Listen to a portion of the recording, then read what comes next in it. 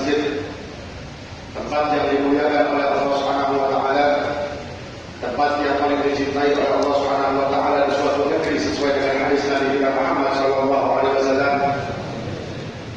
Dan alhamdulillah lagi kita di sini duduk bersama-sama dengan baju yang berbeda, dengan organisasi yang berbeda, dengan bendera yang berbeda, bahkan dengan mazhab yang berbeda, tapi kita sama-sama duduk di satu tempat yang sama dan kita bertuhankan Allah yang sama, bernabikan Nabi kita Muhammad yang sama, berqurankan Al-Quran yang sama, bahkan tadi kita juga sholat menghadap kiblat yang sama.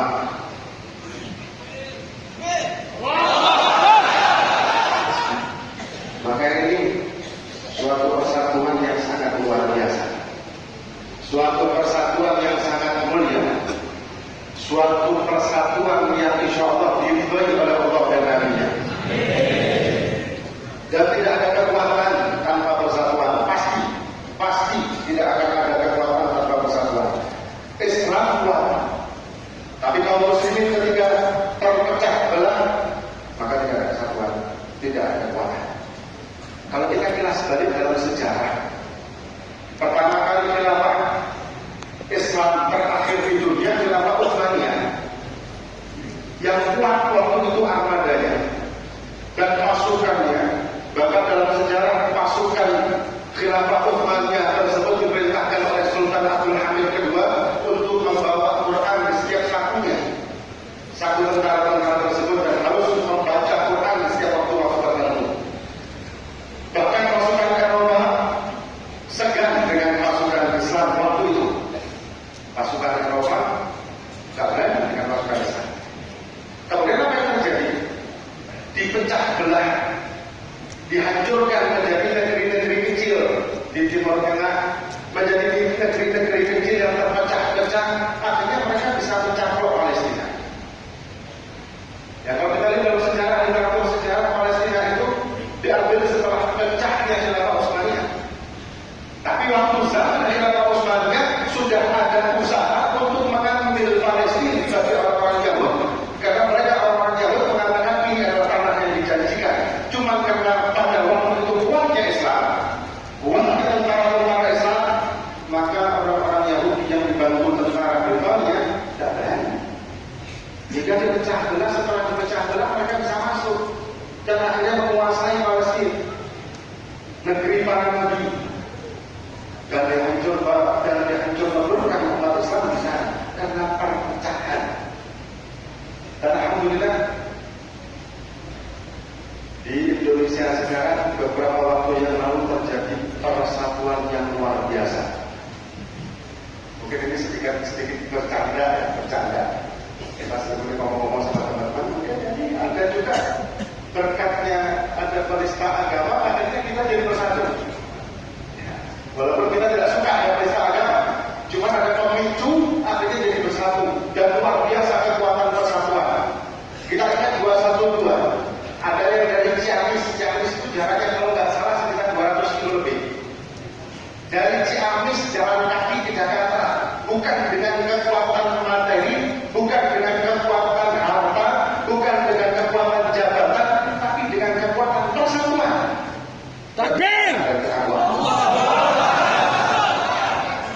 Dan alhamdulillah sangat luar biasa 212 yang sebelumnya gembar-gemborkan akan ada kudeta, akan ada pembunuhan, akan ada pembantaian. Ternyata kita bisa lihat dengan sangat nikmatnya, dengan sangat ta'dilnya, dengan sangat khusyuknya, bahkan hujan pun tidak membubarkan massa, dan mereka bersatu dalam satu satuan, berjamaah sholat Jumat dengan satu pemimpin imam yang istimewa luar biasa. Dan subhanallah di sana waktu itu banyak sekali pembagian makan tanpa melihat ini siapa, ini organisasi sama-sama saya apa tidak, tidak ada, langsung semua kasih. Karena kesatuan tidak hirau kita di mereka. Ini istimewa. Dan saya ingat dalam satu tarikh bahwa pertama kali program dari Nabi kita Muhammad SAW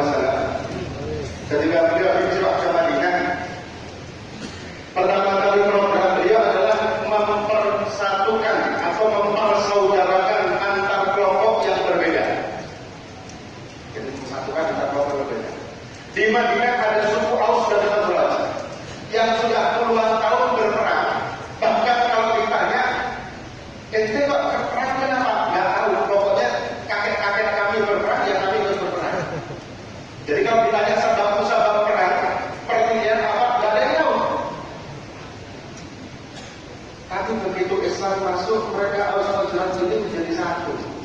Yang sudah perang tunan, perang lansan, ya, ini bisa menjadi satu di bawah panci-panci Islam, menjadi saudara. Bukan hanya itu, orang-orang muhajirin yang notabene punya karakter berbeda bertemu dengan orang-orang Ansor yang juga karakter berbeda. Ya, orang muhajirin diceritakan karakternya karakter keras. Kalau Jawa Timur ini, ya mungkin Jawa Timur, Madura, Surabaya, Malang, ke timur ini kan terkenal keras toh. Nah kemudian orang-orang Ansor terkenal dengan lemah lembut. Daerah barat mungkin ya, Sunda, ini kan lemah lembut. Ini dua karakter yang berbeda, kalau disatukan kan nggak mungkin. Sepertinya nggak mungkin. Antara satu keras dan satu lemah lembut, susah biasanya. Cuma ketika masuk ke Madinah, Nabi kita Muhammad SAW mempersatukan dua karakter yang berbeda di bawah panci-panci tauhid, dan berhasil. Dan mereka tidak mempermasalahkan lagi antara kamu kan tahu, kamu kan Aus, kamu kan Khazraj, kamu kan Ansor, kamu kan Muhajir, tidak. Padahal punya dua karakter yang berbeda, dua hal yang berbeda, tapi bisa satu di bawah kecintaan kepada Allah dan Nabi kita Muhammad SAW. Maka kalau kita memecah belah lagi, kita pecah lagi pada zaman sekarang dengan alasan-alasan yang sifatnya itu bukan tauhid. Kecuali kalau kita menganggap ada Nabi setelah Nabi Muhammad, ini kafir. Kita berani. Kecuali kalau kita menganggap Allah bukan Tuhan, atau kita menganggap Allah punya anak, atau kita menganggap Allah itu punya saudara, Allah diperanakkan, yang untuk bilang ini bukan Islam. Tapi kalau perbedaan yang ya, mohon maaf, yang satu mundur, yang satu tak mundur, yang satu tahiyat yang lurus, yang satu digerakkan, semuanya punya dalil. Semuanya punya dalil. Tidak ada masalah sebetulnya, itu masalah ya. Silahkan, tidak ada masalah. Yang penting Tuhannya tetap sama. Yang penting kalau sholat tetap ngadep yang ngadep kiblat, bukan ngadep Gunung Semeru. Nah, kalau sudah ngadep Gunung Semeru berbeda lagi dengan kita. Akidahnya sudah menyimpang kan? Atau kalau sudah subuhnya menjadi 4 rakaat, atau subuhnya jadi 1 rakaat, atau sholatnya bukan 5 waktu tapi menjadi 1 waktu atau 2 waktu, ini sudah menyimpang dari segi akidah. Tapi kalau cuma subuhnya yang satu mundur, yang satu nggak mundur, nggak masalah. Bahkan di madzhab Hambali disebutkan untuk memberi kesempatan bagi orang-orang Syafi'i yang bermundur. Bahkan Imam Syafi'i ketika ziarah ke madzhab Abi Hanifah, beliau sholat subuh dan tidak mundur, menghormati Imam Hanafi yang tidak mundur subuh. Padahal Imam Syafi'i mensunahkan mundur. Kan indah persatuan seperti ini. Tidak bangga.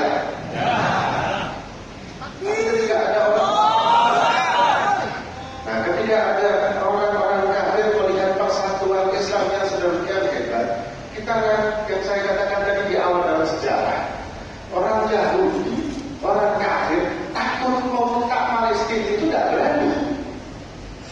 Jadi kalau ada umat Islam bersatu, yang tidak suka itu orang kafir, orang-orang yang anak buah iblis pasti tidak suka dengan persatuan Islam. Jadi kalau ada orang yang tidak suka dengan persatuan sesama kaum muslimin, yang perlu diwaspadai. Ini jangan-jangan bukan manusia. Nah, yang paling penting lagi, kalau kita sudah masuk ke dalam satu organisasi, kita tetap menjadikan Allah dan Rasul nomor 1. Tapi kita bersaudara dan bergandengan tangan dengan organisasi yang lain, tidak masalah. Dan jangan kita menyinggung-nyinggung masalah uluhiyahnya. Suka adil, silakan. Yang tidak suka adil, silakan juga. Yang suka mau ada masalah. Yang tidak suka mau silakan juga. Sama-sama saling jalan bareng. Yang penting tadi saya katakan di awal, yang penting Allahnya sama, Nabinya sama, Qurannya sama, kiblatnya pun sama. Sudah selesai. Apa lagi? Bahkan nanti di bangsa kita juga kita akan ditanya siapa saudara. Kalau kita menjawab saudaraku adalah partai fulan, atau saudaraku adalah orang-orang organisasi fulan, ya alhamdulillah, karena saudara kita adalah orang Muslim, dan Muslim ini yang bertuhankan Allah dan bernabikan Nabi Muhammad. Selesai. Nah, dengan momen yang seperti ini, alhamdulillah, persatuan-persatuan yang membuat bangga diri kita. Persatuan yang sangat luar biasa dan bikin terharu ketika kita melihat persatuan. Cuma seperti yang disebutkan oleh akhirnya saudara kami Ustaz Farhan tadi, kita jangan tertipu dengan banyaknya dan persatuannya, tapi kita harus tetap menjaga hawa nafsu kita. Kita jangan sampai tertipu dengan banyaknya jumlah hingga kita melupakan tujuan utama. Tujuan utama kita adalah menegakkan kalimat Allah. Tujuan utama kita adalah mendapatkan ridha Allah Subhanahu wa taala. Tujuan utama kita adalah menumbuhkan rasa iman kita. Dengan persatuan tersebut kita tumbuhkan rasa iman dan takwa kita kepada Allah. Tapi ketika kita dengan persatuan akhirnya membanggakan diri kita, maka berarti kita melakukannya karena hawa nafsu. Atau dengan persatuan kita merasa menjadi takabur, menjadi ujub, menjadi bangga hati, maka ini juga membahayakan iman kita dan ketakwaan kita. Tapi yang pasti, moga-moga dengan pertemuan-pertemuan seperti ini juga kekuatan persatuan kita tetap makin erat, dan moga-moga persatuan ini juga diridhoi oleh Allah dan Nabi Muhammad SAW.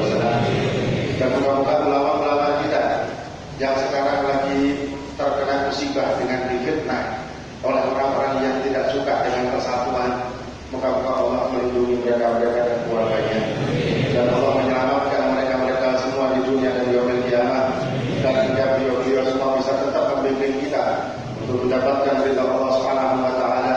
Dan moga-moga umat Islam di negeri kita tercinta ini menjadi umat Islam yang besar, menjadi umat Islam yang kuat, menjadi umat Islam yang berpegang teguh dengan syariat Nabi kita Muhammad SAW. Dan moga-moga negeri kita Indonesia yang dimerdekakan oleh para sebagian besar para ulama, sebagian besar para kiai, sebagian besar para habaib, para ustaz, para santri. Moga-moga Allah SWT menjadikan negeri kita ini negeri yang barokah, negeri yang aman dan tentram, negeri yang diridhai oleh Allah SWT, negeri yang tidak dimurkai oleh Allah SWT, negeri yang dihapus oleh Allah, dibersihkan oleh Allah dari orang-orang yang membenci Allah dan Rasulnya, dari orang-orang yang dilaknat oleh Allah SWT dan Nabi-Nya. Dan moga-moga kita semua tetap bisa bergandengan tangan hingga nanti di yaumil kiamat kita menjadi kebanggaan Nabi kita Muhammad SAW